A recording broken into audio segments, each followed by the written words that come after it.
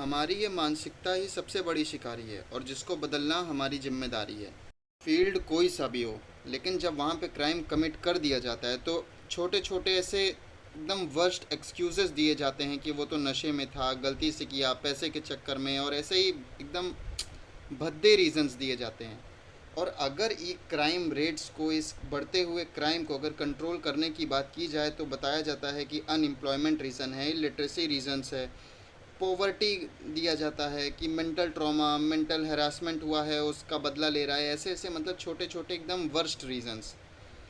अगर देखो इन्हीं सारे बेसिक नॉलेज से ही क्राइम को घटना होता तो 2012 में जो केस आया था विशाखा वाला, तो उसके बाद से ही जो क्राइम रेट्स थे वो सब डाउन हो गए होते। लेकिन क्यों ऐसा हो रहा है कि बढ़ते हुए समय के साथ क्राइम अपने एकदम जोर पे है, समझ लो कि आए दिन हर दिन रेप ओप तो जैसे खेल हो गया है इस समय, कि इस तरीके से केसेस आ रहे हैं कि, और मीडिया भी हमारी वैसी ही है कि कुछ केसेस को हाईलाइट करके जहाँ से उनको टीआरपी आती है उन चीज़ों को लेके बाकी चीज़ों को ड्रॉप कर देती है।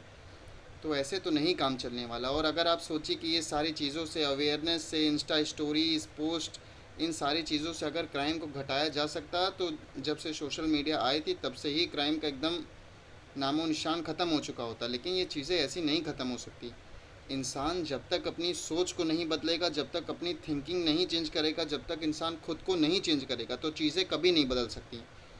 आप खुद साफ रहो तभी दूसरे की सफाई और उसकी गंदगी पे उंगली उठाओ। जब तक आप खुद गंदे हो तो भैया आप दूसरों पे कैसे उंगली उठा सकते हो। तो ऐसे छोटी सी एकदम देखो, एक इंसान खुद साफ होगा, मेरी खुद की इंटेंशन प्योर होगी, तभी मैं आपको कह सकता हूँ, आपको सपोर्ट कर सकता हूँ कि नहीं आप ये चीज़ें बदलो। जब मैं ही चोर हूँ तो मैं आपको ईमानदार कैसे बना सकता हूँ ना। तो ये चीज़ें कभी पॉसिबल ही नहीं है कि आप पहले खुद को ठीक कीजिए, खुद पे ध्यान दीजिए। जब आप सही होंगे, आपकी मानसिकता बदलेगी तो ही चीज़ें बदल जाएंगी। कि कहने को बहुत से टिप्स एंड इंसान बता दे कि क्राइम को ऐसे घटाओ, वैसे घटाओ, वैसे घटाओ, लेकिन वो चीज़ रियल लाइफ में अप्लीकेबल है ही नहीं। रियल लाइफ में सिर्फ एक चीज़ अप्लीकेबल है, वो है इंसान का माइंडसेट।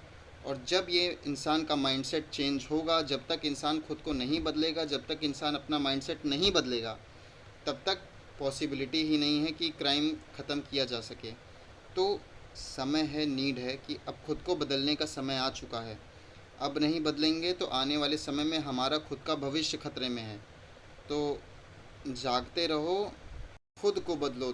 तुम बदल जाओगे तो समझो दुनिया सुधर जाएगी। तो स्टोरीज़ ऑनलाइन सोशल मीडिया से भैया कल्याण नहीं होने वाला है। खुद को बदलने की ज़रूरत है। आप खुद को बदलो और देखो फिर चेंज।